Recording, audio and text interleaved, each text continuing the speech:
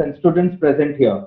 I, Hikan Priyesh Raghavan, takes this avid opportunity on behalf of my institute, Pillai HOC College of Arts, Science and Commerce, as well as our very dedicated, vibrant and energetic principal, Dr. Lata Menon, to welcome you all for this one-day webinar titled Chanakya Neeti, the Mantra to Excel, co-hosted by the Department of Economics and History. To begin with, let's take a leaf out of one of the most famous quote of Chanakya himself. There is no austerity equal to a balanced mind, and there is no happiness equal to contentment. There is no disease like covetousness, and no virtue like mercy. Chanakya was traditionally identified as Kautilya or Vishnugupta, and no doubt the whole world is smitten by his famous masterpiece, Arthashastra, the science of politics. His ideas helped in creating one of the largest empires in South Asia, stretching from the borders of Persia to Bengal on the other side of the subcontinent, making it twice as large as the Roman Empire, then under the able leadership of Marcus Aurelius. We owe greatly to this Indian philosopher, guide, and a great guru. It is quite astonishing fact that his aura is such that we are still influenced by his philosophy and teachings. The speaker for today's talk is one such dynamic and renowned persona known not only in India but worldwide. He has done a great research on Kautilya's Arthashastra. He is a PhD holder from Mumbai University and has also excelled in Sanskrit language. With nearly 25 years of experience at his back, he has fashioned himself as a leadership speaker, trainer, and personal mentor. With around 200 articles and paper for various magazines and journals, he was also honored by various renowned institutes like IIT, IIM, and Indian Institute of Science. He is also a well-known trainer and strategy consultant who provided his service to more than 500 organizations like Indian Army, Navy, Air Force, Indian Police, various NGOs, private, public, and government organizations too. He is a recipient of prestigious Sardar Patel International Award 2009 and Avishkar Chanakya Innovation Research Award 2013 for his research and contribution in the field of management and industrial development. The recent feather to his cap is the Lokmat National Leadership Award as a best professor in philosophy. As far as his publication is concerned, he is the author of mind-boggling 17 best-selling books on Chanakya like Corporate Chanakya, Chanakya's Seven Secrets of Leadership, Chanakya in You, for which he fetched Crossword Raymond Book of the Year Award, Chanakya in Daily Life, Chatur Chanakya, Thus Spoke Chanakya, Chanakya in Classroom, Chanakya and Art of Getting Rich, Chankya Neeti, to name few. Ladies and gentlemen, put your hands together and welcome India's #1 business author, Dr. Radhakrishnan Pillai, to enlighten us on Chanakya and his Neeti, how it can bolster the teachers' and students' personality alike. I welcome you, sir, on behalf of the Department of Economics and History, as well as our principal, Dr. Lata Menon. Sir, you may take the lead now. Thank you. Thank you, sir. Am I audible? Am I audible? Sir. Yes, sir. Yes, sir. A warm good morning to each one of you, all the participants, and my first namaskars and pranams to all the the staff and the management and the teachers of Pillai College, who are the organizers, and especially the economics and the history department. My salutations to Lata Menon, principal ma'am, to Priyesh sir, and of course Kalavati ma'am, who has been responsible for getting me into this webinar, and all the other teachers and organizing members who are part of this particular wonderful program that we are going to have together. So first of all, thanks to each one of you. And before we started, I was checking with Kala madam, saying that please tell me the audience. The subject I know anyways. So I'm going to be speaking on Chanakya, so that I've been doing for the last 20 years. But the reality is that I wanted to check who the audience is. And she told the audience is of two types. One is all the teachers of Pillai College and others. And of course, most important is the students. But I've been doing so many webinars, but I know very clearly now there are three audiences. Even though this is primarily for the teachers and the students, I also know the family members are attending this, especially the students, your parents. And I have seen this in the lockdown in the last 2.5 months. There are so many webinars happening. Initially, the parents used to wonder Or maybe the family members used to wonder when one of your students or maybe your husband or wife, then they go to college, वहाँ पे वो करते क्या है, what do they do? Because only in the evening you get some reports, some discussion, and a few lines, we did this, we did that, we attended this class, we took this class. So for the family members, it is just an image. But with the lockdown, instead of going to the college has come to every house. And with the mobile and the laptops around, the interesting thing that has happened is that even the parents and family members are attending. I know this because I'm a parent myself. So, my little kids, they're also now slowly getting into online classes. So what happens is that from time to time, I also keep checking what is the subject that they're discussing, what is the subject they're teaching. So interestingly, today we don't have any limitations for knowledge. So there's a saying that school or a college is the safest place for a parent. Why? Because think about your first day as a parent when you put your children in the school. The first day you actually had to leave the child till the gate. After that, you cannot enter. But somewhere there's a trust in that education institution that my child, for that 3 hours, 6 hours, 8 hours, whenever inside the classroom, the child will be very safe. This is the trust that parents have on teachers and education institution. We will never leave a child alone anywhere. But when it comes to a school or a college, we trust them because we know the child who went inside will come out more educated and more bright. That is a trust we have in this particular country about teachers. I'll give you a small instance before we start our program. This is when my own daughter, her name is Anvikshiki. Today, of course, she's 10 years old. But when she was put in junior KG, interestingly, she is in the same school where I studied. So if you know, I'm from Mulund, and in Mulund there is a very well-known school and junior college. It is called as Vani Vidyalaya. And a lot of people may be aware of Vani Vidyalaya. Interestingly, that's one of the schools in Bombay which teaches Malayalam as a subject. So what happened is that my parents were involved in Vani Vidyalaya. I am involved in Vani Vidyalaya. I've been a student, and of course I go there, interestingly, sometimes as a chief guest for various programs also. But what is very important is that when both my children, Anvikshik and Arjun, study in the same school. So once it happened that, when we took the admission in the school, the little girl, first time she is going, and my wife told me, you go and drop her. Okay. So I remember being a little bit from the committee of Vani Vidyalaya also, most of the parents could not enter beyond the gate. So they used to just leave the child, and the children were taken by the teachers inside the classroom, and everybody's crying. But luckily for me, I could enter the gate because I'm not just a parent, I'm also part of the committee. So slowly I entered and I saw them going and sitting in the classroom. And I remembered I asked my principal, her name is Dr. Dolly Henry. So I asked her, Dolly, man, tell me one thing. This is the first time these little children, these tiny tots, they're coming, they're crying, and outside the gate, the parents are waiting very quietly. It's a very emotional moment where they let go a child. The parent is also emotional, the child is emotional. Now I asked Dolly, madam, how do you feel like a teacher? How do you feel like a teacher this moment, first day of school? And what Dolly madam told me has still remained with me. She told something very interesting. She said, first day when the children come into the school, they're totally unknown to the world. They don't know what the world is. What is the world going to be?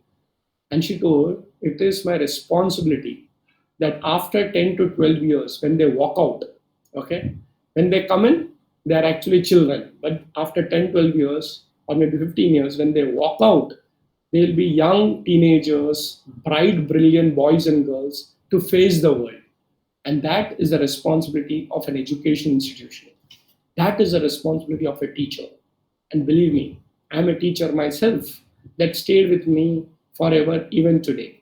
The trust the parents have when they leave the child to the school or college, the teacher also has a responsibility that I will be giving back not just a young child who came in, but a smart adult who goes out and faces the world and its challenges and becomes a citizen of a great country and, of course, contribute to the society with character and the high values given in education. So, I'm telling you this story because after a long time, probably thanks to technology, we have access to education beyond the walls of an education institution. So I'm glad that I'm also going to be addressing the parents along with the students and teachers. And I know this is YouTube live and YouTube doesn't have limitations. So anybody and everybody will be watching it. So my salutations to everyone who is watching it. And we will be doing a little bit of a thinking. Don't think that this is going to be a boring lecture. I'm going to make it very interesting and very simple. Okay, so don't be serious about this lecture. Be sincere about this lecture. So yes, so if you have a pen and a paper, I would suggest that please take it down, because I know there is something called as webinar sickness that is happening a lot, because too many webinars. So sometimes people get sick. Oh, so many. But don't worry, I'll keep it very interesting. I'll tell you a lot of stories, examples. So don't worry, I am a good teacher, but I'm also a good entertainer. So I'll keep the lightness of the whole methodology in today's session also. So don't think it's going to be boring. But yes, I'm also sincere. So you also be sincere. If you have a pen and a paper, take notes. And these notes are not for giving exams, okay? This is going to actually help you face the exams of life. So all that I'm going to teach now is not going to be just for the college days, but this is going to be the notes and tips that you will keep for lifelong exams. Okay, friends? So with that, let us start focusing on today's topic. Today's topic, as all of you know, the communication you must have got in detail. And the topic says that it is Chanakya Neeti, mantras to excel. Chanakya Neeti, mantras to excel. So let me tell you about Chanakya in detail. But before that, I want to tell you what exactly is the meaning of mantra. Okay. So mantra means is actually advice. So mantra comes from a root word in Sanskrit called as mantranaha. Mantranaha means advising discussion between two intelligent people. So if you look at this word mantra, there is another word connecting to it. It is called mantri. So Akbar and Birbal. Birbal was the mantri. Shivaji had Ashtadhyaksha. Adhyaksha are like in charges or mantris. And we see that a king also requires advice. And how does he get the advice? Through the mantris. And there will be an assembly of mantris who will be discussing. And it is called as Mantri Parishad. So remember, this word mantra is about advising. A lot of people have this understanding about mantra being the spiritual mantra that you give and you do japa on it. Yes, that is also mantra. But remember, who gives the mantra to the spiritual seeker or the student? It is the teacher. So there is called as mantra diksha. You heard about mantra diksha? That means suppose you have a guru, a spiritual guru. Then you say, I want to follow the spiritual path. And it's okay. Then, they say, okay, there is a right day. Then you come, take a bath and you will take the Lord's blessing. And then they will give you a mantra, which is a secret advice. And that mantra remains with you lifelong. And you have to do japa. Japa means continuously thinking about it. And the most famous mantra in our Indian culture is the Pranava mantra. What does the Pranava mantra means? Om. Okay, so if you look at Gayatri mantra, so Om Bhur Bhuva Swaha. So when we look at any system in India, it starts with some mantra, but every mantra starts with Om, Om. And Om is something that has always been there as the basic mantra before every mantra. So friends, let us also remember our gods, our teachers, because today I'm going to give you some mantras. And these mantras, you have to think, do japa on it. Japa not like formally with a japa mala.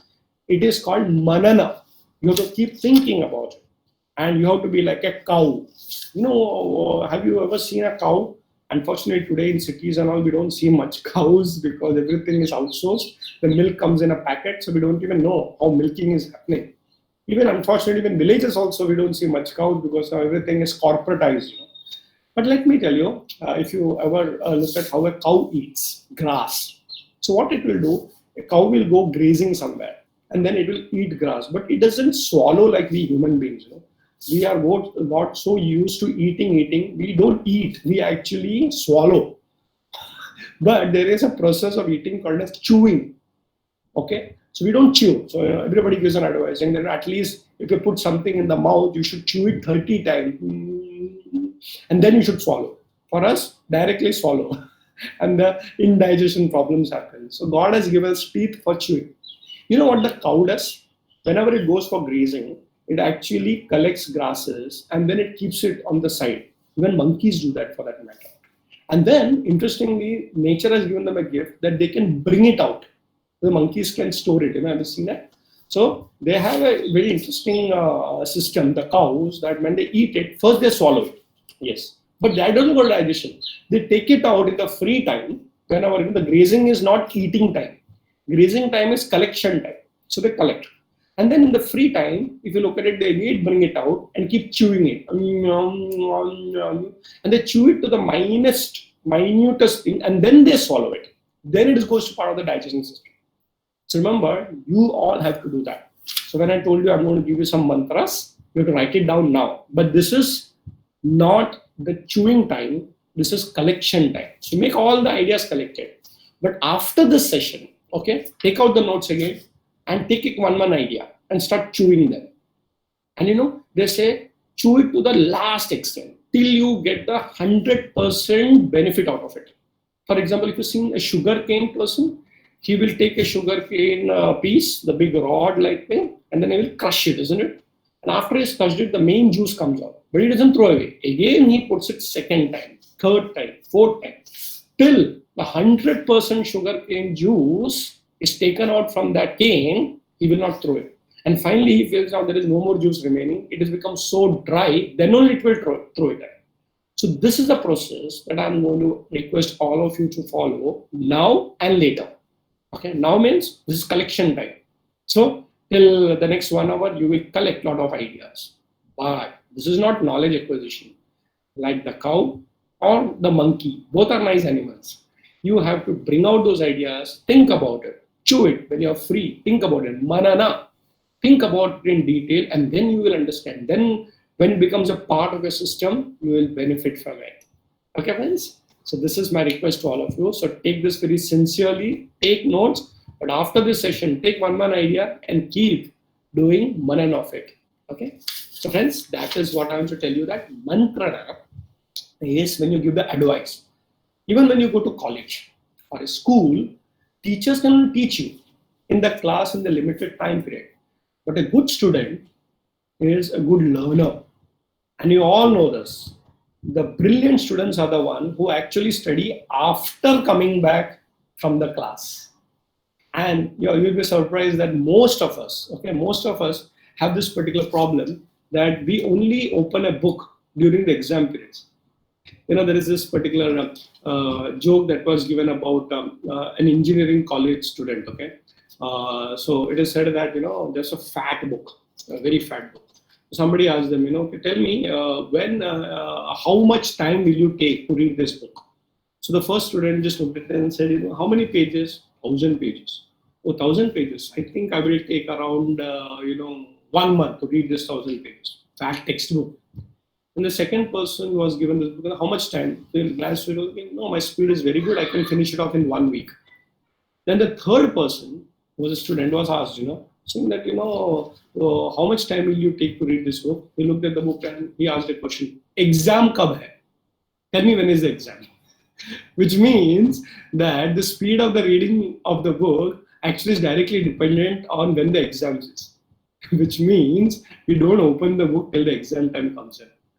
But the good students know that after every class, go home and revise it. Yes, my dear friend, this has been scientifically proven by the educationalists that, let's say in the same class, there are 2 types of students. Okay, so for everyone, that the number of hours, 5, 6, 8 hours in the college, okay, is a learning period. So what do you attend the same class, take notes? But the second category of students is they not only take notes in the class, but they revise immediately. So before you live away from your particular classroom or college, just glance those notes. It takes 5 minutes. What we do is that the moment the class is over, we put it in the bag and go. Or maybe today you record and keep it, that's fine. But the thing is that it's very important to listen to it again, revise again. And those who keep revising from time to time, again and again. They never have examination tension. So they said that the three kind of revisions that should be done. The first one, immediately after the class, revise it. Then once in a week, when you're at home, maybe when there is a college holiday, okay, revise the whole week. It will take 1 hour. Then third revision is once in a month. Okay, then you look at all the notes. Maybe take 2 hours. And then examination fever, exam tension is never happen. Otherwise, during exams, we start studying now, friends. So my request to all of you is that from now onwards, the mantras that I'm going to give you, the advices that I'm going to give you, revise it, think about it, and apply it in your life. Okay, so friends, let me start with the basic story of Chanakya. Chanakya's story is a very interesting story. It is the story of a student and it is the story of a teacher. It is also the story of parents. How come? So Chanakya lived in the 4th century BC, which is roughly 2,400 years ago from today. He lived in a place called as Patliputra, which is modern day Patna. You know, we call it modern day Patna. That was from Patliputra, and that time it was the capital of a kingdom called as Magad, which is like Bihar today. His father was a teacher. Okay, he was called as Acharya Chanak. His father was a teacher, Acharya Chanak. That's why he got the name Chanakya. He was also known as Vishnugupta and Kautilya. And then it so happened that he had a very loving mother, like everybody has a loving mother, isn't it? So the mother also trained him with strength. Remember, mothers have a major role to play.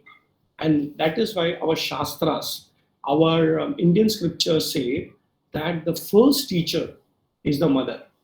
Matru Devo Bhava, Pitru Devo Bhava, Acharya Devo Bhava, and then comes Atithi Devo Bhava. So when you do salutation, the first salutation is the mother.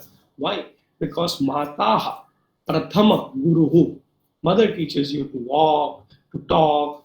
Of course, father is also important. So therefore, after Mama, it comes Papa. And then Patru Deva. After that actually comes the education institution, the formal Acharya Devo. As a teacher, I know this. There is a lot of expectations from the parents when they put children into a college, and saying that they will come out very smart. But let me tell you, the education institution, the teachers also have an expectation that your family values also are important. So when a child comes in to the college, the teachers wonder what is the family background. Okay? So whatever be the family background, please understand the mothers and the fathers also have a role to teach the children values. Don't leave it to the education department alone. The Chanakya's mother and father, they were also great teachers. But Chanakya, unfortunately, had a lot of tough times in his life. It was not an easy time. Even though he had a professor father, he was the teacher in a Gurukul in Magad kingdom and of course Patliputra. But the king called Dhananand was not a great king. So the teacher, Acharya, told the king, advised him, mantrana, told him that you are not governing properly, you should actually go and be a good leader. But leaders don't listen. No mantra, no advice works. And finally, Dhananand actually, instead of listening to the Acharya, killed the Acharya. Can you believe it? It is a very, very big sin or papa. A teacher should never be killed. He is the most respected person in the society. Unfortunately, Chanakya had to save himself and he ran away from Patliputra and he went to a place called as Takshashila, where he took admission in a great institution called the Takshashila University. Like all of you also are part of Pillai's College and the University of Mumbai. So you see a lot of universities. So during the olden days, there were great universities like Vikramashila, Takshashila, the Nalanda, all these that I've heard. Into Takshashila, the first role of Chanakya starts as a good student. Yes, my dear friends, it starts as a good student. And this particular student excelled because already he knew how to study, but many people know how to study, but they actually don't study. So it's very, very important. If you know that studying is important, please start studying. It is not knowing that matters. It is finally doing that matters. Tell me one thing, which student doesn't know that studying is important? Or do you really do that? Okay. So friends, Chanakya not only knew that he has to study, but he actually studied. He studied so well that he actually topped the class. Okay, so what we call today the gold medalist in the university. And it so happened that there is a convocation ceremony. So in the convocation ceremony called as Diksha ceremony, even in Mumbai University now we call it the Dikshant ceremony. So we wear that nice gown with the cap, and then we go and take the photographs with the degree. Remember, the convocation is a big thing. So when the final convocation ceremony was happening, the Kula Guru, that is like a vice chancellor of our university. So he made the announcement as all the students have passed with flying colors, and the person who has topped the whole class and the university is our Vishnugupta Chanakya. And everybody clapped. And in the convocation address, the vice chancellor, the Kula Guru said, I wish everybody good luck. May God's blessings be with you. Make the university proud. Go and then face the challenges of the world, contribute to the world, and become very successful. So everybody should go and now serve the country in your own way. But what is that? But I will not allow one person to go. Is there a failure in the class? Why one person cannot do? Does he have to give an exam? He said, no, one person will not be allowed to go. Who? Vishnugupta Chanakya. Right? What happened? Does he have to reappear, re-evaluate the exam? And then he said, no, he is the best student. And I want him to continue in Takshashila to teach. Yes, my dear friends, the teachers of Takshashila told you are such a good student that now you become a good teacher.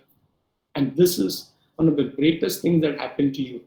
If you as a good student are requested by your principal, your teachers, by your education institution saying that why don't you continue? Unfortunately, in our particular generation, teaching has become another way of earning money. Of course, you should earn money. Every teacher should earn money. But how many people actually look at teaching as a full-time career or profession? When I say full-time career or profession, I'm not talking about permanent government job.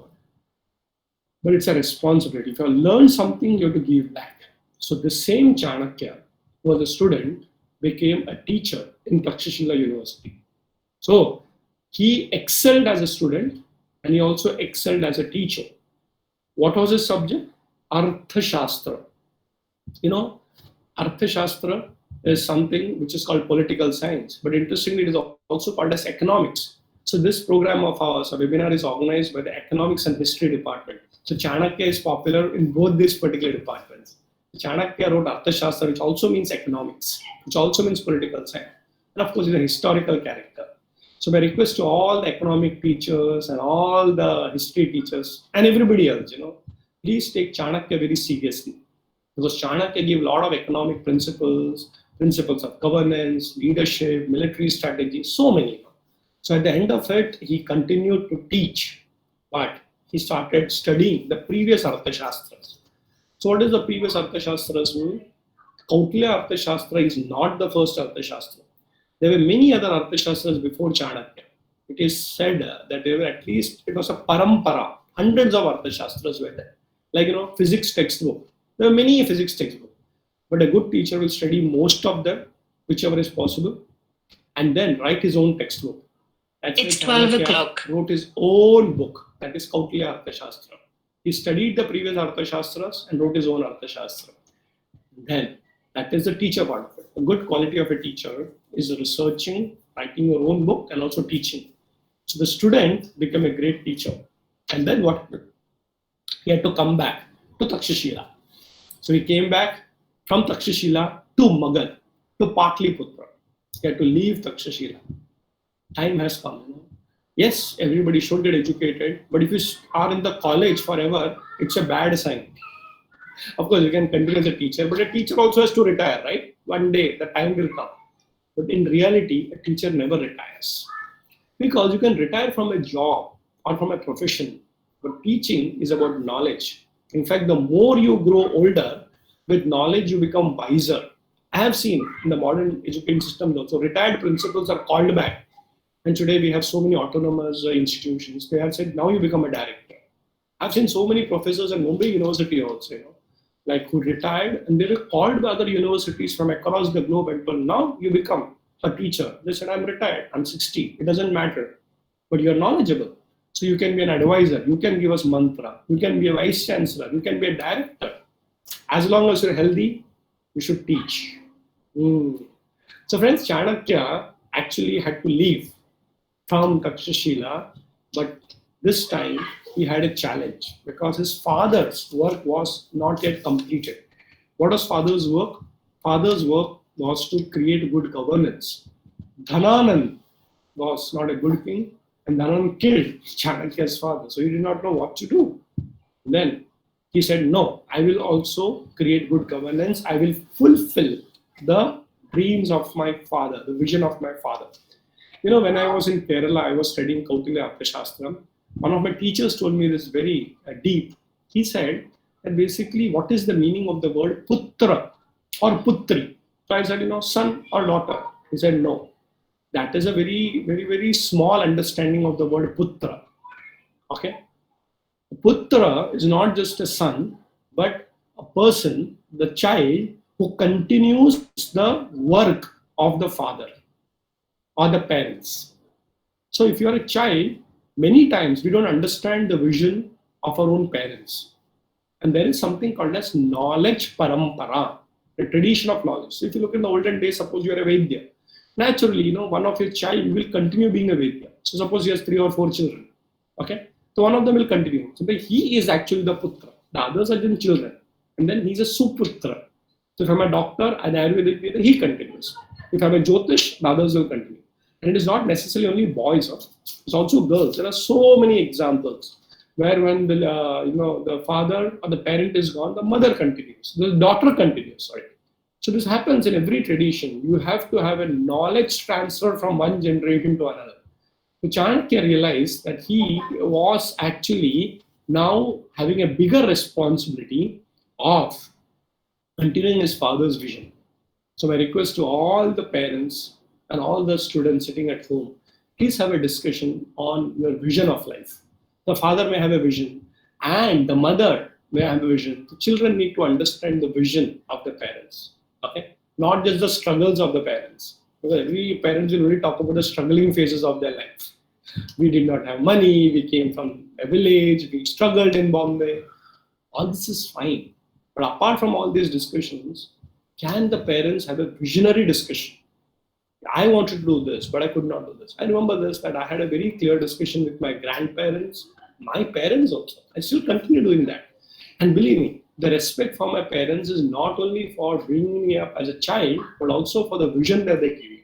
My father always tells me, even today, that please understand that a student has to be an ideal student. A businessman should be an ideal businessman. That means what? You should follow ethics. So the vision that my father gave me, I'll continue wherever I go. Okay? So Chanakya understood the vision of his father. And then he continued. He defeated Alexander. Yes, he defeated Alexander. He defeated Dhananand. And then one student of his, that is Chandragupta Maurya, he trained to make him the king. And he became a king, a very big king. And he became a samrat. And what did Chanakya do after that? He continued teaching like his father.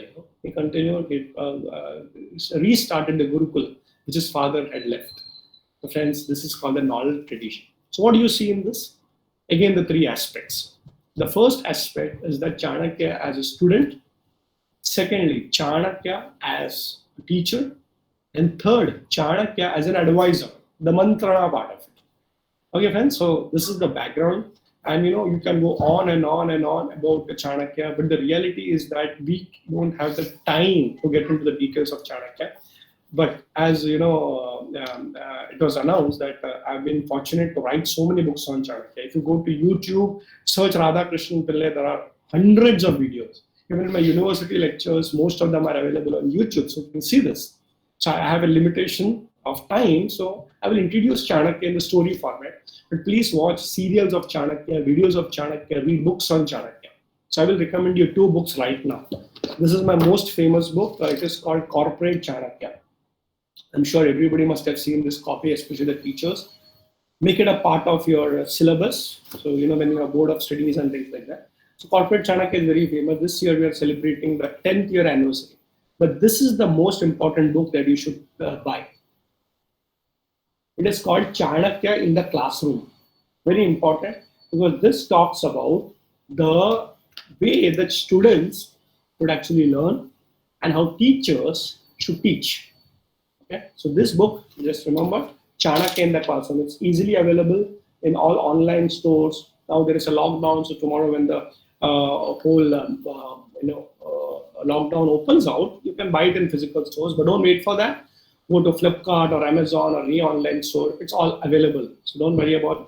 But this is one book that I would definitely want you to read, because it talks about the advices given by Chanakya to become a great student and, of course, a great teacher. So it's called Chanakya in the Classroom.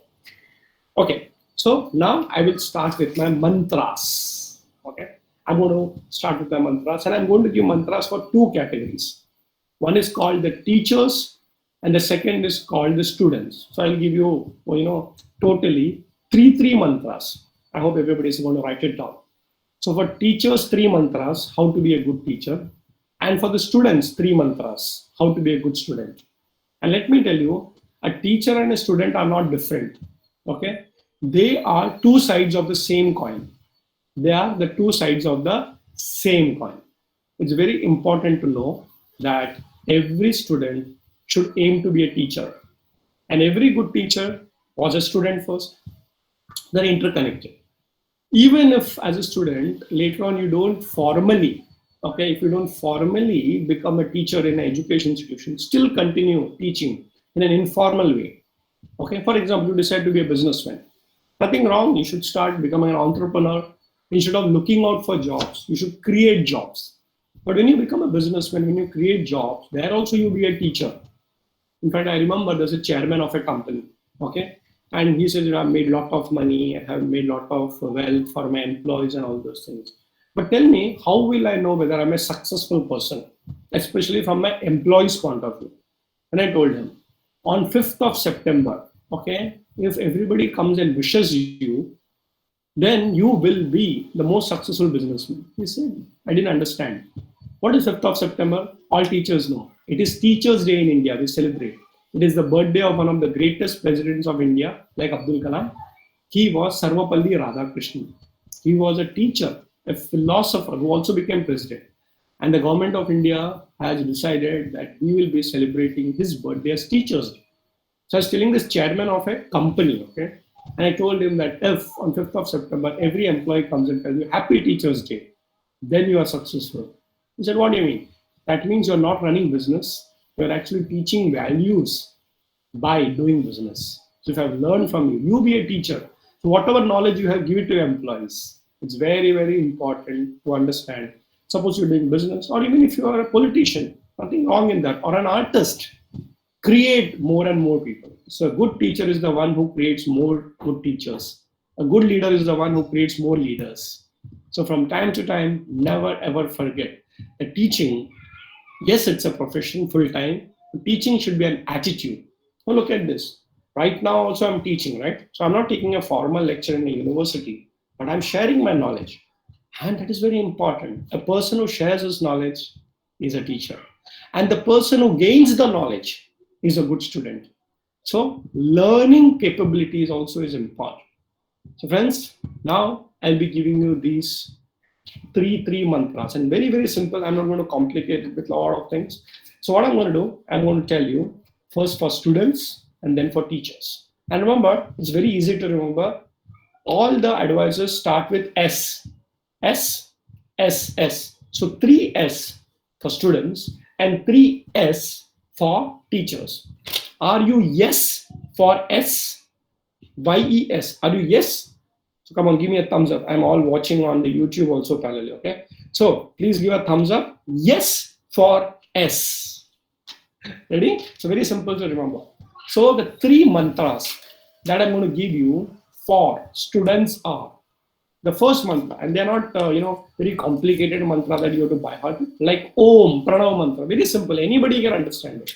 So these 3 S is very simple. 3 words I'm going to give you. The Chanakya mantras.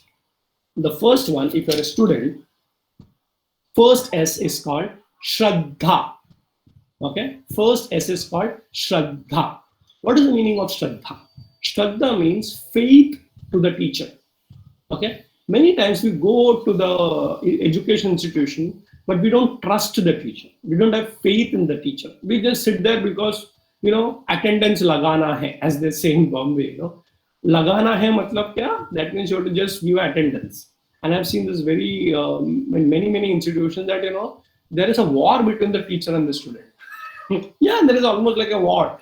And the whole thing about teacher and student is not about faith in each other. Okay, trust in each other. It's about, oh, there is a syllabus to be completed, and after that there is an exam to be given, and after tata one batch is out, the next batch. It becomes very monotonous. Okay, so students have to understand this, that if you go to an education institution, have shraddha on the teacher. It's very, very important to develop the faith in the teacher. And especially in today's generation, especially when all information is available on fingertips. Okay, so if you're going to a class, you don't have to go into the class and open a book. The Google Devata will tell you everything. Isn't it true? So it is said, the Google is the main teacher nowadays. The Wikipedia will tell you what is to be done. Let me tell you, Bill Gates, the person who created technology, said something very nice. He said that technology is a tool. Okay, technology is a tool, but at the end of it, you require a teacher in the classroom to have a discussion. Yes, my dear friends, yes, all this is fine, this webinars is fine, everything is fine. But at the end of it, I'm sure all the teachers and the students want to go to the college and meet each other, isn't it? Meet your friends. So it is very important to understand, never mistake that this online will replace the physical education in the class. It can never happen, because human beings require each other face to face also. Okay. So my dear friends, when you go to a particular college, please understand the first thing is the attitude of the student. Do you have shraddha? In fact, in the Bhagavad Gita, it is very clearly told, Shraddhavan labate jnanam. Shraddhavan labate jnanam. The one with shraddha receives knowledge, gains knowledge. Many people think knowledge is gained by studies. Now, interestingly, knowledge is also gained by studies. But just by being studious doesn't make you brilliant, doesn't acquire your knowledge. It is the faith in the teacher. Okay, let me give you two examples. Okay, one example is of Karna. Okay, and one example is of Arjuna. Now, both were brilliant students. Okay, both were brilliant students. Now, Karna was also a great warrior. So was, this Arjuna was a great warrior, and we know the Mahabharata story. Technically speaking, in one way, Karna was even better than Arjuna. Yes, my dear friends, even Karna was better than Arjuna. But what had happened is that finally Arjuna became big. He became successful. Why? Because he had faith in his teachers. He was the favorite student of Dronacharya. He was the favorite student of Kripacharya. He was the favorite student of even Sri Krishna, who gave him, because Sri Krishna had the knowledge, but the person in front should have the patrata. What is the meaning of patrata? The ability to receive knowledge. So Arjuna's greatest qualification was that he had faith in his teachers. In fact, there is a small test that happens in Mahabharata where Dronacharya actually acts. He creates a scene with his magical powers. A crocodile comes and catches his leg, and all the Pandavas and Kauravas run away. And it's only Arjuna who comes and kills the crocodile. So the Dronacharya is actually testing who is the person who has got Shraddha in me, who will give up his life for me. And that is Arjuna. And then Dronacharya promises, come what may, I will always be with you. This happens when the student has the attitude. See, a teacher may have a lot of students, okay? And I'm not talking about favoritism, okay? But the reality is that person who is completely trusting the teacher, the student will always love that particular student, isn't it? Not one student, there could be many students also. So don't think about it saying that, I have to be the best student in the class. That is only one way of competition. But everybody can be the best if you have Shraddha. I've been very fortunate that I teach in the Mumbai University. So, I have batches of students. But I know that all my students have the basic quality called as Shraddha. So I love everyone. So it is 1 or 15 or 30, it doesn't matter. The one quality that a teacher looks in a student is that whether the student has faith in the teacher and the system and the knowledge. So friends, whenever you go to a class, don't look at attendance alone. Sit over there, have faith in the teacher.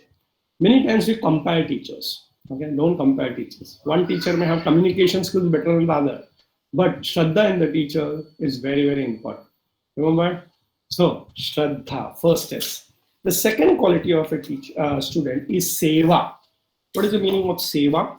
Seva means the ability to contribute. Seva. Sevak bolte hain na.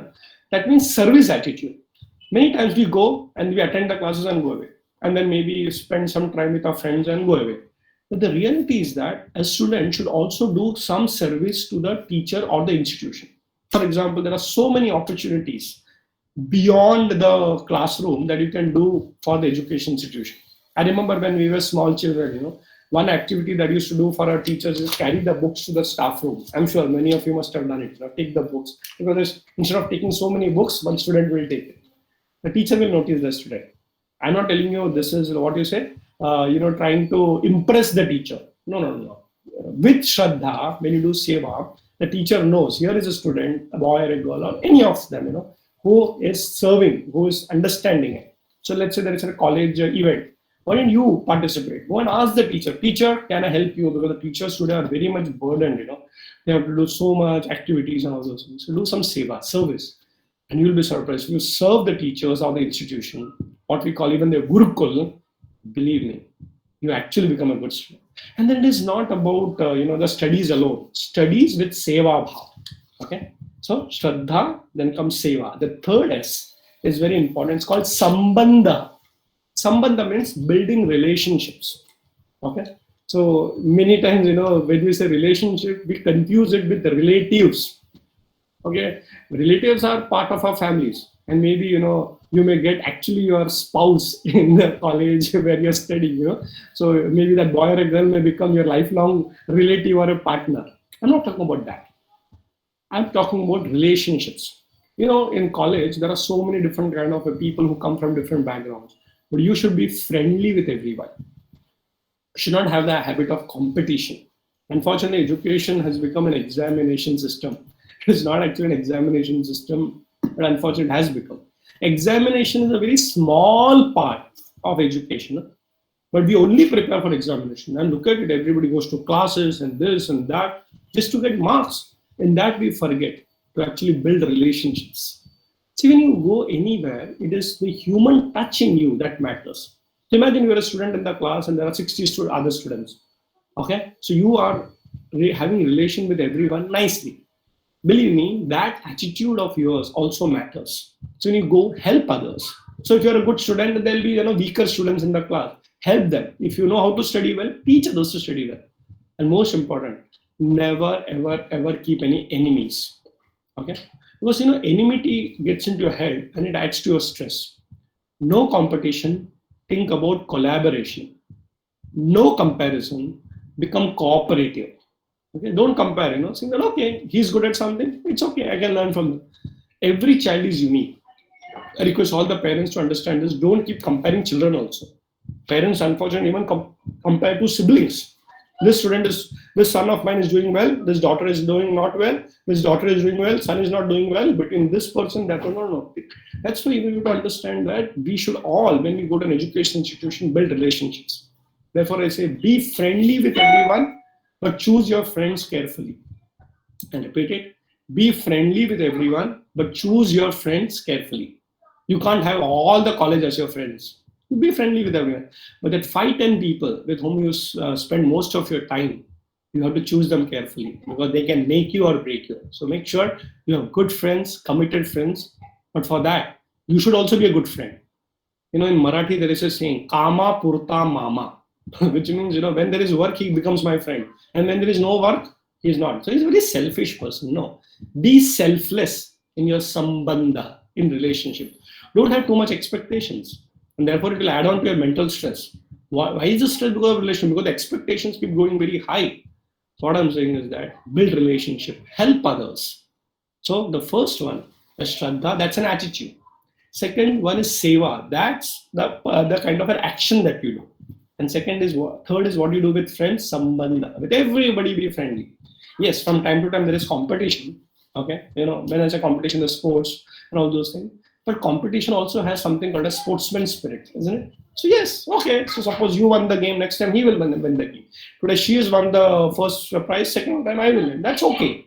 But don't spoil relationships with others if you actually, are together. And remember, college days will be over, but relationships can be kept forever.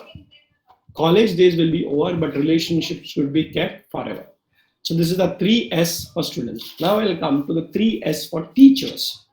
The first S, and a very important S, is called Shodha. Shodha means research. Friends and my dear teacher friend, I'm a teacher myself. I head an institution. I'm like a principal of a college myself. I'm a director at the Chanakya International Institute of Leadership Studies at the University of Mumbai. So I understand. But let me tell you, India is going through a very important change in our education system. We were actually having a lot of syllabus-based, teaching methodologies. Yes, syllabus is a framework, but the future is going to be research. So teachers have to be researchers. Teachers have to be researchers. Initially, teachers also did research, but the whole system has changed. Researchers should become teachers. So initially, people used to say, I have to prepare for my class and go. But if you're a teacher in a particular school or a college or a physics subject or economics or anything, so after 2-3 years, the subject is the same because physics laws don't change. A little bit of a new textbook and new ideas can come in. But today it's very interesting that a lot of teachers complain that students don't have attention span. And I say that teachers also should know how to present ideas. One is communication skills. Of course, there are teaching methodologies. Today you can use PowerPoint presentation videos. But more than that, you have to bring in something which actually doesn't exist. You have to bring something that doesn't exist. So what is that existing that comes to you? It is actually through research. So please read research journals, understand. And today the world is available. Today there are so many libraries available, online libraries available. So it's very important to continue doing your research. If you're not a researcher, you'll never be a good teacher. And all the teachers know, doing a PhD nowadays is a minimum criteria for being a teacher. Yes, what does it mean that you have done your research very well? Like I've done my PhD, by the grace of God, I've also got a gold medal in that. But what is important to know is that we should always continue the inquisitive mindset to actually be a researcher, not just a teacher. A researcher is the one who keeps finding something new in that subject. Okay, and today's world of innovation, today's world of what we call disruption, every time something new is coming up. It's like a mobile phone. The moment you thought you got the latest mobile phone, it's already outdated. The moment you thought this is the latest mobile phone, it's already outdated. So research is a field where so many things are happening. Look at the coronavirus problem. Okay, now everybody is doing research. And Denmark, an Indian company, they say they found the first medicine for that. Officially now they launched it with all approvals. The other companies are also doing it across the globe. So what is the solution for every problem is research. So can teachers themselves do research, spend a lot of time in reading journals, looking at great books, but also encourage the system of research in our country, in the education system. So, I also do that in Mumbai University. We spend a lot of time in doing research and we say, you be innovative and creative. So, in fact, I have gone to that extent of even telling my students that when we ask a question in the examination, I don't expect everybody to answer it just same. 1 + 1 is equal to 2. Now, that is a standard answer. And of course, in our leadership course, we actually teach the leadership course in that every answer can be right if you give the correct logic and examples. So ours is not like a mathematics course which has to be standardized. We say your thinking should be original. And as you go higher and higher in education, the research matters. So teachers, I request you that first of all, be a researcher and encourage research in the students. There are so many projects available. And at the Mumbai University, we have a research competition also called Avishkar. I'm sure many of you know from all sectors. And it is a governance project. I actually presented my research work. I got a gold medal. I got a fellowship from the governor. Whatever I am today is because of research. You look at all these 17 books that I've written on Chanakya. Many people ask me, how can you write 17 books? Then I say in the lockdown, I wrote 3 more books. But how can you write so much? You have to understand one thing. I'm continuously doing my research. I'm also doing my DLIT right now. My dear friends, the researcher in you should never die. Many of us do PhD for the sake of a doctoral degree. In fact, my teacher, Dr. Shubhada Joshi, under whom I did my PhD, told me this, that the moment you complete your PhD, your work actually begins. So the end of one research is the beginning of the next research. That is very important. India as a nation, we need to build that research culture. If you look at great countries like Japan, if you look at America, UK, they're all focused on research. So I would request all the teachers, formally or informally, whatever be the policy, but you become a researcher and also encourage research. Show the her. The second S is sneha. So love your students. Whenever we discuss this with teachers, especially in schools, that's a big debate. Teacher-student ratio. Teacher-student ratio, what is that? 1:60. How can we have individual attention to 60 students? And I always tell that, friends, don't look at statistics. Look at your feelings for the students. It's very, very important that every child is unique, right? You can't put them into one box and say everybody is equal. Equality is not Indian concept. Uniqueness is Indian concept. So in a class of 60 or 100, at least love them. Don't consider them as a customer. This is like not the corporate world. We're looking at customer. No. Teacher is like a mother or a father. And a mother may have 2 children or 10 children. Or in the case of Gandhar, she had 100 children. But motherhood is about the love that you have. Okay, so I would say, expand your heart. Some students may come from difficult situations, may come from broken families economically. Some students may come naturally with, some benefits like from well-off families, educated family. But when they sit in a class, okay, please understand your love should be equal to everyone. If you have that large-heartedness, believe me, you will actually be a great teacher. In fact, I would request all the teachers and also the students, watch 2 great movies that has changed my life. The first movie is a movie called as To Sir with Love. It's a British movie, of course. To Sir with Love. Our sir comes into the class and all the students are, troubling him and all that. But he loves them. And finally, he turns out one of the best teachers. And there is another one. I don't remember that. But this movie is about a teacher, a history teacher, in fact, who actually is one of the most loved teacher. And he actually life of let me just recollect the name. I'll tell you. It is about a history teacher whose son also becomes a teacher in the same school, and how he teaches with so much of love. Yeah, the movie is called The School of Life. Remember this name. The first one is To Sir with Love. It's an old movie. And next one is about this movie about The School of Life.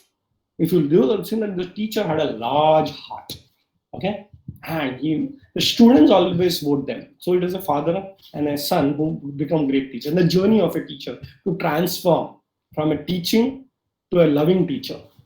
So teaching is important, but the love, sneha, is equally important. So watch these 2 movies; they will transform you.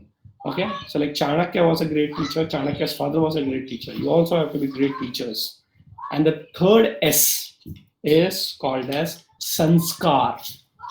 Okay, sanskar. What does it mean? See, teachers teach the subject, but they also need to teach values, ethics. So in the initial stages, ethics was a separate subject.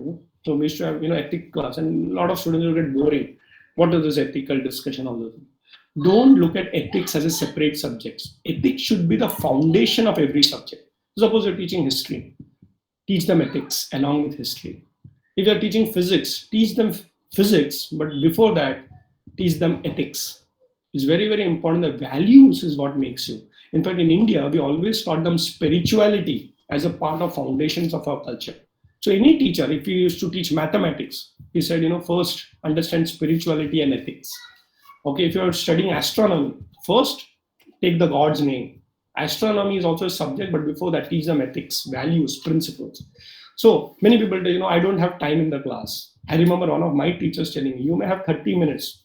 Okay, but in that 30 minutes, that 5 minutes, there is a freedom for you to tell a story. Isn't it true? Give an example. And remember one thing, students remember those examples in the class and that follow throughout their lives. So this little sanskar that you give, there's a lot of expectation from teacher community to change the value system of our country. My dear friends, I just want to tell you that the next 5 years, from year 2020 to 2025, is going to be India's moment in history. We want great leaders to come out from our education institution. not just political leaders, business leaders, artists, scientists, teachers. Every particular field should be filled with great students who come out and lead those particular fields. Sports person, artist, whatever you want to choose your field.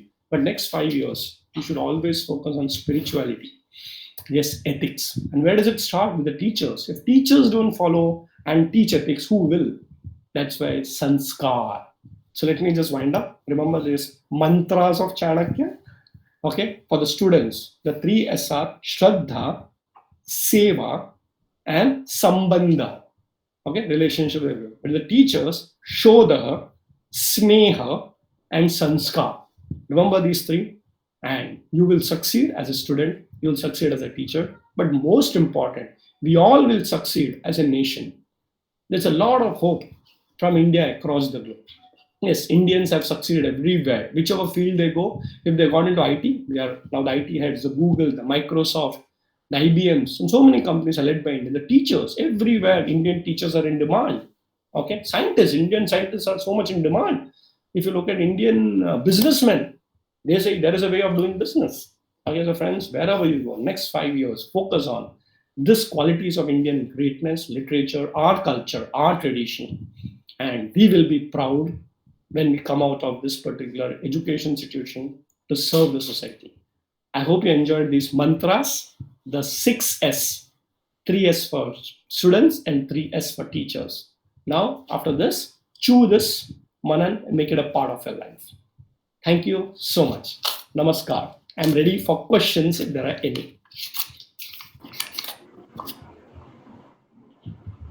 Thank you very much, sir, for a very wonderful session. I would like to ask the teachers and students to post the question on YouTube chat box, and I'll take the questions across to sir. And in case you have any questions, please let me know about it.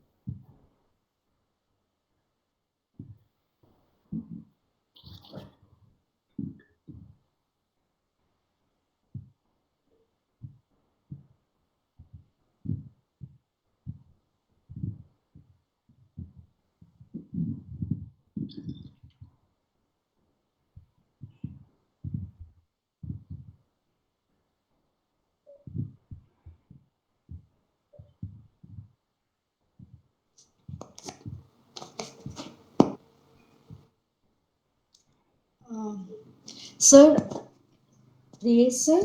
Yes, ma'am. Sir, there are questions. Yeah, ma'am. Can So, you take it? Or... yeah, Swati ma'am, if you want to take those questions.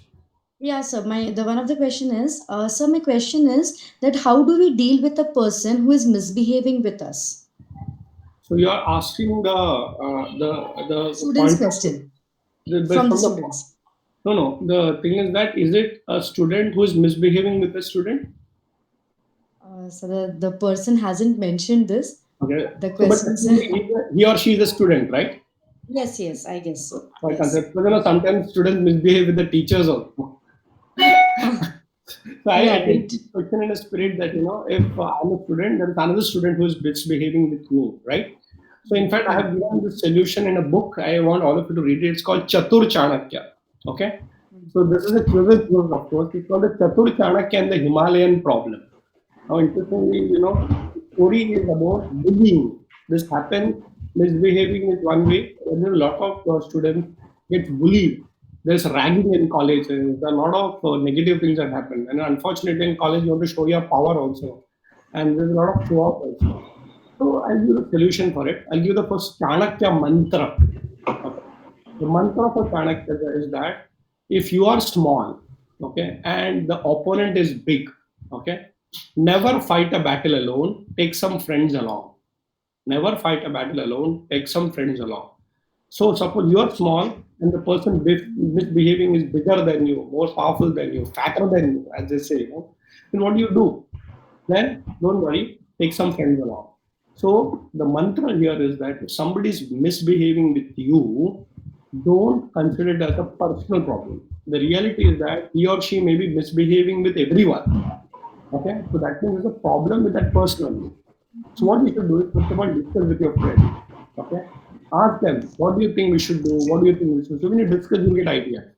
Second thing is that if the solution you don't find, you will discuss with your parents and of course with your teachers also. Because teachers, one of the duties is also to make sure that there is no bullying around. I hope you know this particular point that anti-bullying is actually a law.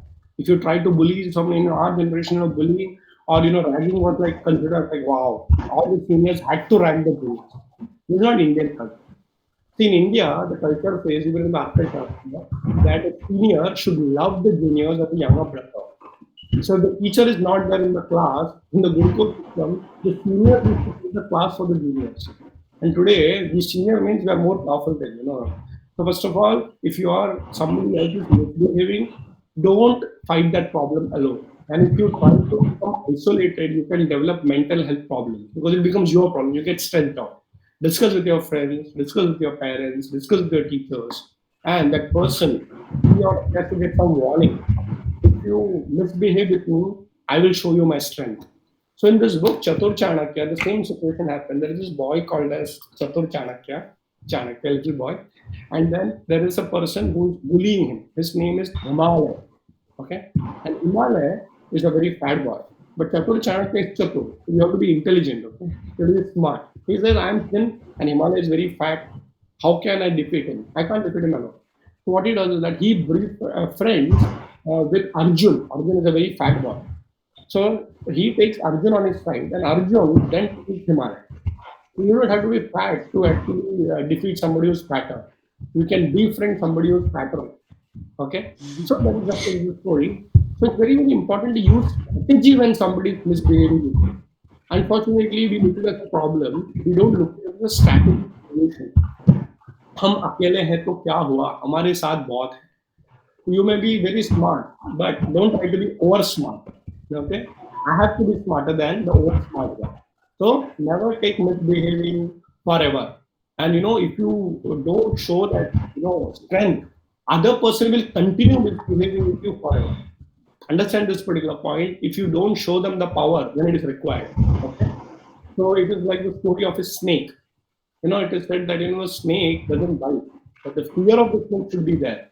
Okay, so it is very important that you show the fear to the person who is misbehaving. Especially for the girls, I have this particular thing, that if somebody tries to misbehave with you, don't just take it for granted.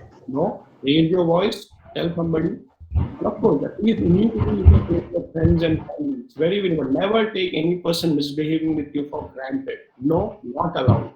And of course, if you leave the route, person misbehaving will have it. So have confidence, have self-confidence, get up. And I'm not saying about complaining, okay? But take the help of others and stop the misbehavior of others. Thank you. Okay. Thank you, sir. Sir, The next I have, question. yeah. Yes, sir. Yes, please take. Ma'am, continue, ma'am, continue. Okay. Yeah, ma'am. The next question Sir, is, there is a question asked by a student. Ma'am, you continue with it. It's okay. Yes, Swati ma'am, please. Hello? Yeah, ma'am. Yes, sir. If you had to give one word for a leader, what would that word be? How to become the best leader? Okay. I will give you that one word from Chanakya only. It is called Raja Rishi. Okay. So what kind of an ideal leader does Chanakya want? It is given in the Arthashastra. And that ideal leader is called Raja Rishi. So Raja means leader, king. What does the meaning of Rishi mean? Rishi means somebody who is spiritual in base. Rishi also means thinker. See, all our rishis are not just meditating, but they were actively participating in research. Yes, yes, Shodha, I told you that.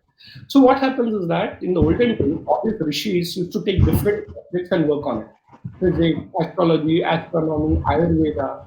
And if you look at Patanjali, Patanjali wrote the very famous Yoga Sutras, based on which we have the yoga system in India.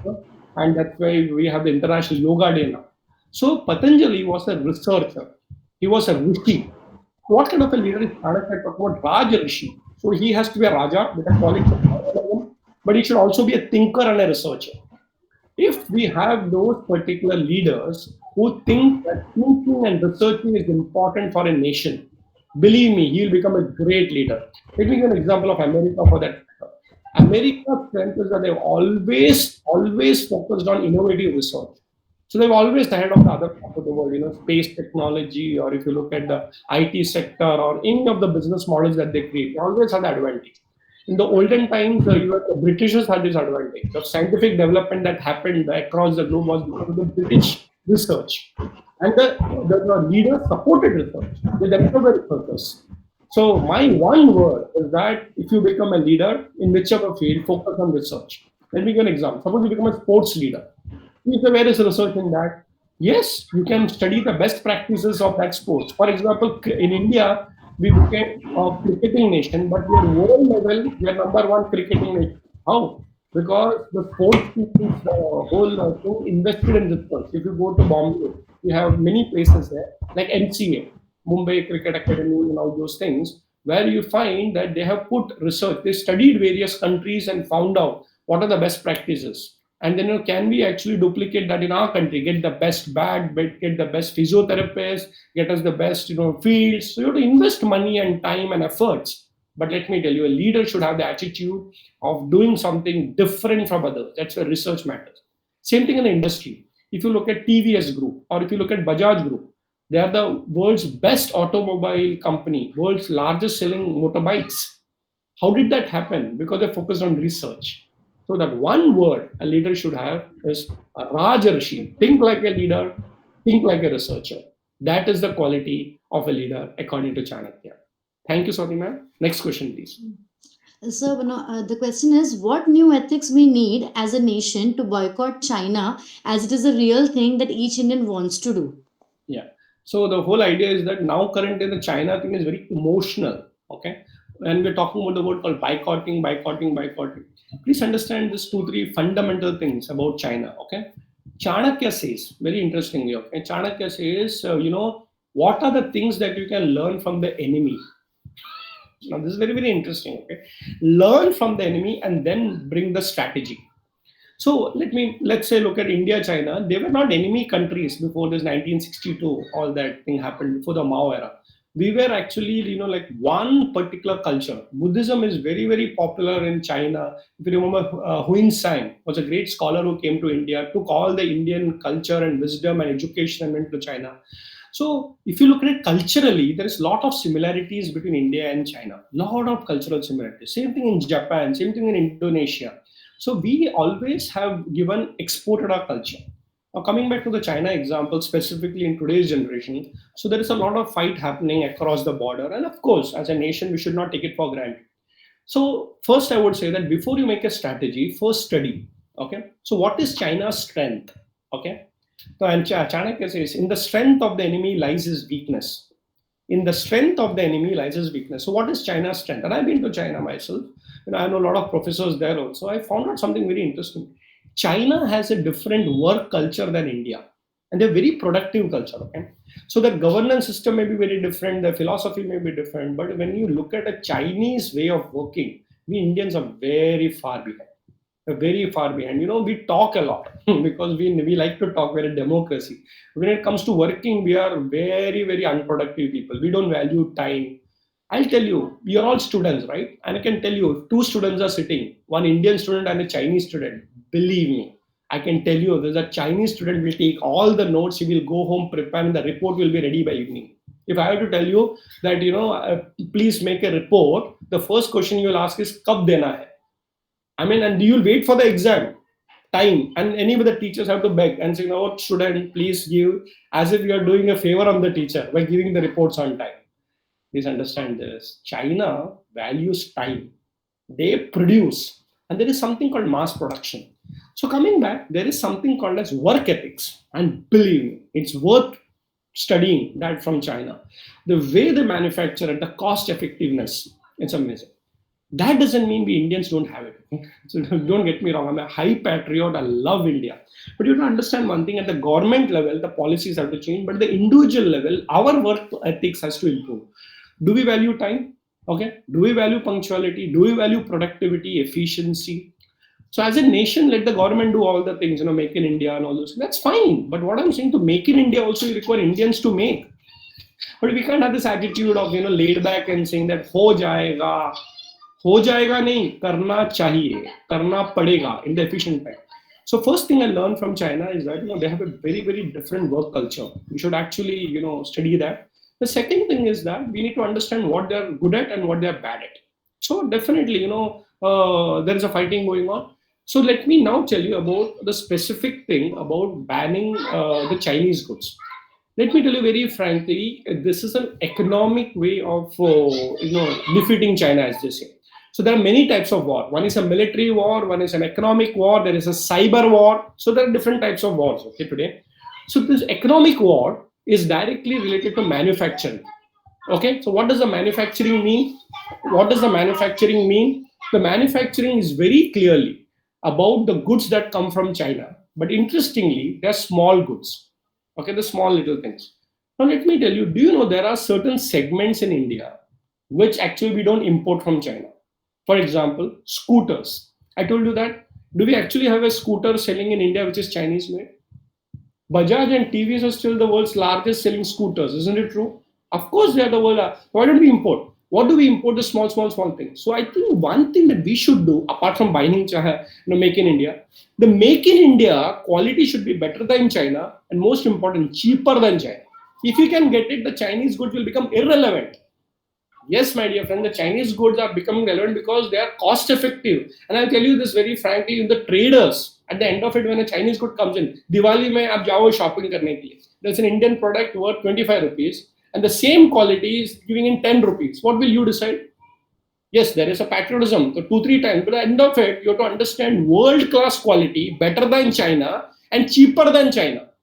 That is when we will be able to defeat. So what we should do, definitely, the Chinese goods to be stopped is one part of it. Don't buy China, don't buy, but give me an alternative. And the alternative should be better than what China is providing. So please understand this. It requires a kind of a 5-year commitment in every field. Let me tell you, we are in the absolutely right direction. Let me give an example. When I went to DMart, I found this quite interesting. Initially, there were a lot of a lot of goods that were, not from India. But suddenly I see a lot of Indian brands coming out. And I was telling my family, my wife, saying that, I'm so proud to see that Indian goods of high quality. Please don't understand, it is not the normal quality, high quality in India. We need to increase that. So there is this formula which says if there is a big line and you have a small line, don't try to make that line smaller. You create a bigger line. So I think all of us, as I told you, as manufacturers, should make a lot of investment to R&D, make it cheaper, better. It's an Indian challenge, not a Chinese problem. Okay? So please understand, it's an Indian challenge, not a Chinese problem. And let me tell you, between India and China, if you look at it, India has got a lot of strategic advantages. But the world trusts India. That's why we have the CEOs of Googles. Have you ever heard about a Chinese CEO? There could be some coming from Alibaba and all those, but it's still based out of China. We are running Indian companies. We are not only running Indian companies, we are running American companies, Japanese companies. So you have to understand this one, like, grow your strength rather than looking at the enemy's strength and telling him about it. So yes, if it has to be banned, it has to be banned. If given a choice, if I have got 25 rupees, I'll pay it. But my question should be that, can I manufacture it at 10 rupees or maybe 9 rupees, cheaper than China with the same quality? I think India should be quality conscious. That is the answer to China. And anyway, the world wants an alternative to China, right? Can India be the alternative? India is the first alternative. But is India ready to actually get into the work ethics? Can you be more productive than what we talk? We talk a lot, but kaam karne ke time. So let us start with the students itself. So if you are given an assignment, even before the teacher asks, it should be delivered. That's an Indian who is better than Chinese. So it starts with you. It is not just about banning the goods. Please ban the goods. That's okay. We are ready to create. But what I'm saying, it's a personal ethics. That work ethics, that culture, if every Indian brings in, believe me, everybody else will follow you. So I just want to answer this question by telling, instead of benchmarking the world, let India be the benchmark for the world. We say, the best product comes from America or Europe or whatever. What I'm saying is that instead of looking at the best practices of the world, Indian practices should be the best for the world. It requires time, but it requires a personal commitment. Do this at the student level. If you are supposed to do something, don't finish it on time. Finish it before time. Don't finish it in time, finish it before time. Then you will see that how India will become more powerful than any other country in the world. Banning is one part of it. And you should, if you require. Gandhiji started the Swadeshi movement, ban the goods. That's one part of it. But afterwards, what? After 2 months, after 2 years, again, it will come back. You have to be better than the best. That's how we become the world leaders. Thank you so much. Swati ma'am, next question. Thank you, sir. The next one. In this COVID-19 economic crisis, what lessons from Chanakya Neeti should a job aspirant have? First of all, you are a job aspirant, but unfortunately, you are a salary seeker. There's a big difference. I've been telling a lot of students, and I was, I think I was discussing this with the Manipal University students just a couple of weeks ago. And I told the Manipal University students also that, listen, a lot of people had got job offers, but, the company said, now we can't take you. Then I said, listen, you're not discussed or you're not understood the key point. What does it serve? And there is an economic problem for the last 3 months. Everybody's facing it. They can't employ it. But let me tell you, you have not lost the job. The reality is that you will not get the salary. Yes, correct. Do one thing. For all the job aspirants, call up the people and say, listen, sir, for the next 3 months, okay, please don't pay me salary. But I want a job. And all of your young students, for you, a salary may not be the greatest thing at this particular point. Salary may not be the first important. Luckily, your parents can afford to, take care of you another 1 or 2 years. So don't worry about it. So what is very important to know that all of us, okay, should take up jobs even if you don't get salaries. And let me tell you, if you work very hard for 3-4 months, if you're good, the salary will come to you. But you go and make an offer to the company. We wait for the companies to make an offer, isn't it true? We wait for the company to make an offer and say, how much salary will you give? And there's just so much comparison among students about packages. What is the meaning of packages? How much did he get and how much did I get? No idea, friends. You have to understand one this. In the starting point of your career, first 1 or 2 years, don't look at the salary, look at the job. So if you don't have a job, go and offer it. I'm ready to work for you and I don't want salary. But at the end of 3 months, 6 months, give me at least an experience certificate. And if you like me, keep me. So my request to all of you is don't worry about jobs in every sector. People are waiting. Okay. But the interesting thing is that don't think about finances at this particular point, because really speaking, in the COVID crisis, everybody is going through financial challenges. Big companies, small companies. So if you go and say, I'll get a job with a salary, believe me, you're only dreaming. But if you go and say, I want a job without salary, there'll be 10 opportunities waiting for you. So it's very, very important to focus yourself on job, not the salary coming from the job. Okay. But if you work very well in your job, the work ethics that I spoke about, then job will come, permanent, money will come, and experience will also come along with it. So take up job, whatever is available.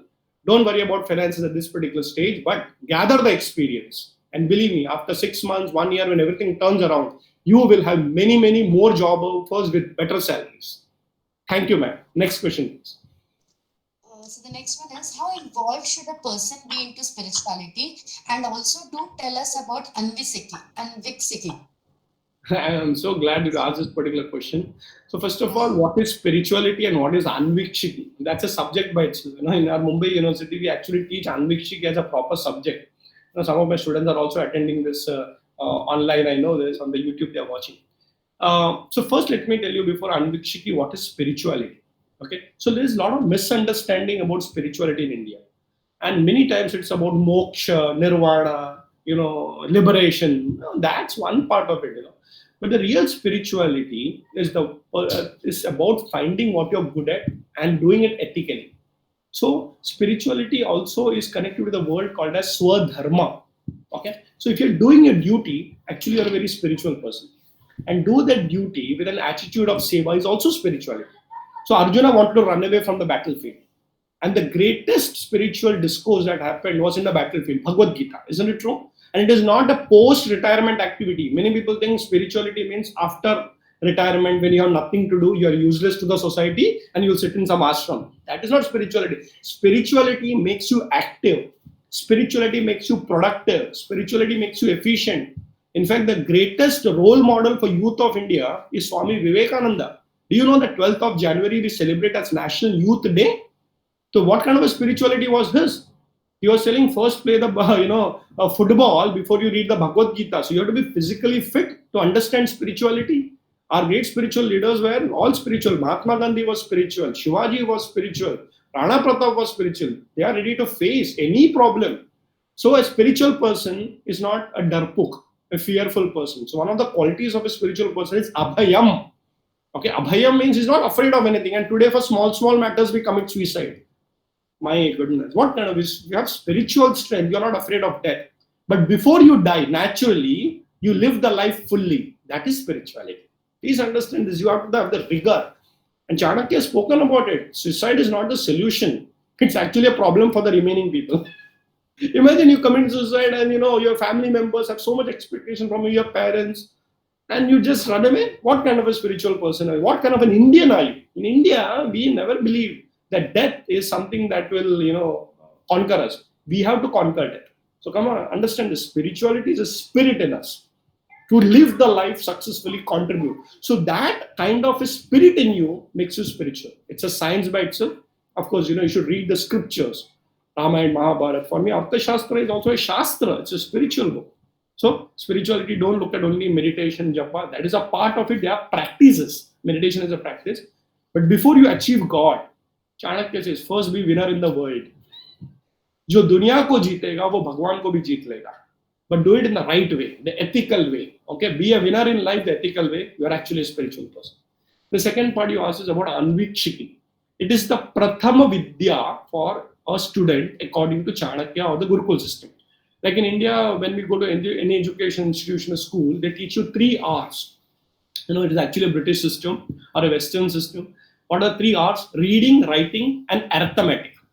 So I know arithmetic is A, but pronunciation R. So we know how to read, how to write, and then how to count. Then you are a literate. But that is literacy. I'm not talking about education. Education should actually help you think clearly. Anvikshiki is the ability to think clearly. Anvekshan, I told you about research, investigation, inquiring, logical thinking. So if you know Anvikshiki properly, you will never fail to actually take any, you will never fail in decision making. You always take the correct decision. Many people ask me, how come you are written 17 books on Chanakya? I manage some 300 projects. 300 projects, yes. How do you do that? So, okay, I've learned Chanakya, I'm practicing Chanakya. What is that one thing that you practice? Anvikshiki, Anvekshan. Maybe some other time we will take a separate lecture on Anvikshiki, or you can go to the YouTube and watch my videos on Anvikshiki. I've written a book also, Inside Chanakya's Mind, Anvikshiki and the Science of Thinking.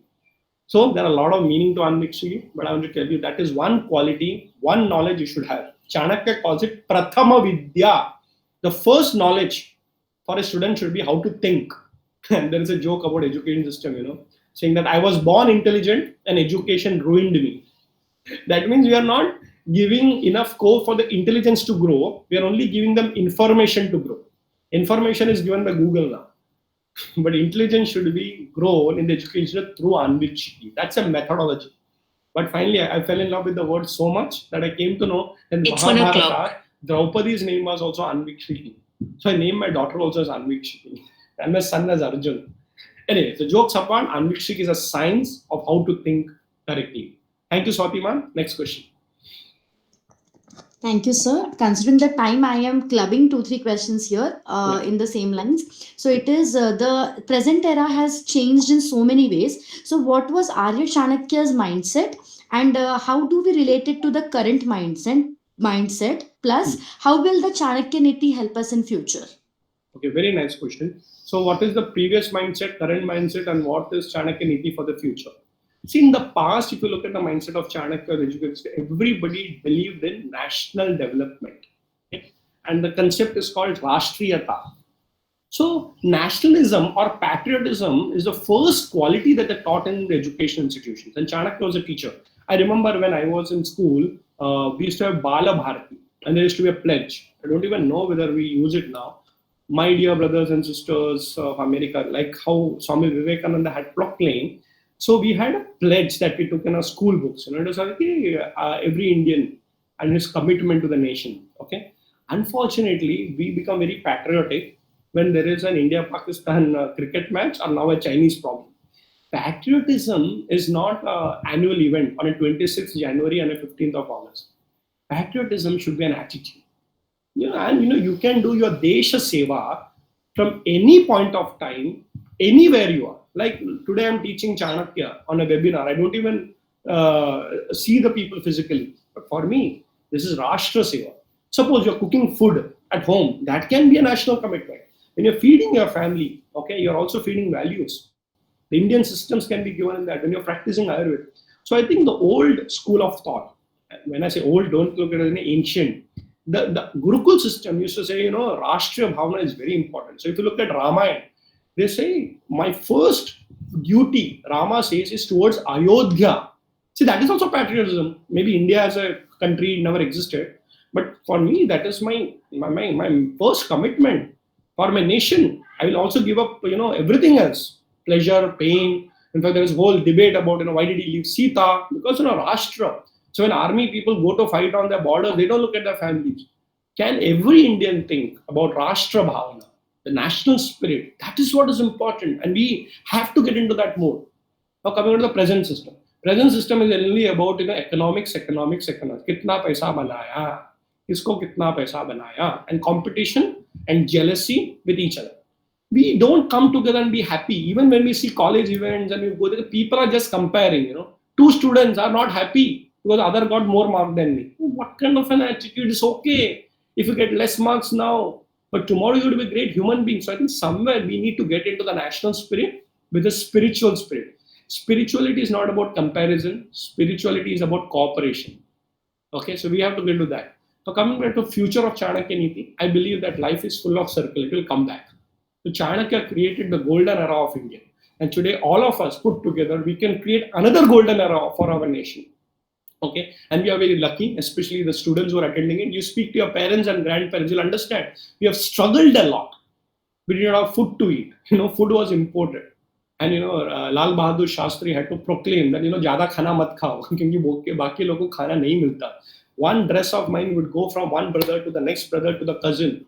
Today we have so many dresses we can't even compare. So what is important is that according to me, the Chanakya Neeti, if we truly study, truly apply, the future will be better than the past.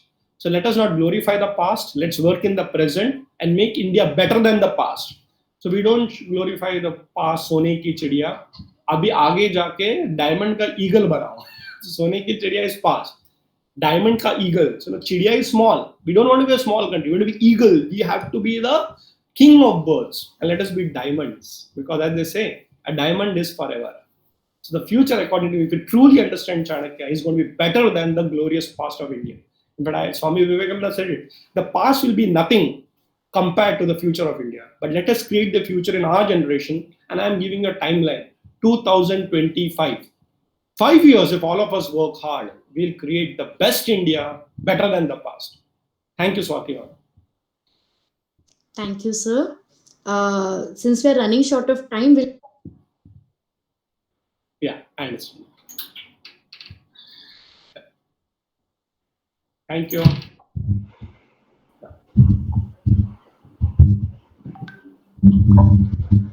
Sir, now I will call upon Babita Panda ma'am to propose the vote of thanks. Sir, am I audible? Yes, very much. Respected our resource person, Dr. Radhakrishnan Pillai, our respected principal, Dr. Lata Menon, Vice Principal, Mr. Vineet Kumar, and my dear delegates, a very good afternoon to all. It's a matter of a great pride to have been asked to propose a vote of thanks on this special occasion here today. A big thank you to Dr. Radhakrishnan Pillai for his informative presentation and inspirational content delivery on such a relevant topic which is truly needed for the year. I must mention our deep sense of appreciation of our resource person and for his explanation. I would like to take this opportunity to place on records our heartily thanks to our principal, Dr. Lata Menon, for his continuous support and guidance he has extended to all of us for the event. I would also extend my sense of gratitude to all the delegates for their contribution for the same. We also would like to acknowledge our gratitude to our Vice Principal for the constant help he rendered throughout the organizing the events. We have been fortunate enough to backed by a team of very motivated and dedicated colleagues of our institution who know their jobs and are result oriented. I am also very grateful to each and everyone to make these events a great success. Once again, thank you all. Have a good day. Thank you so much.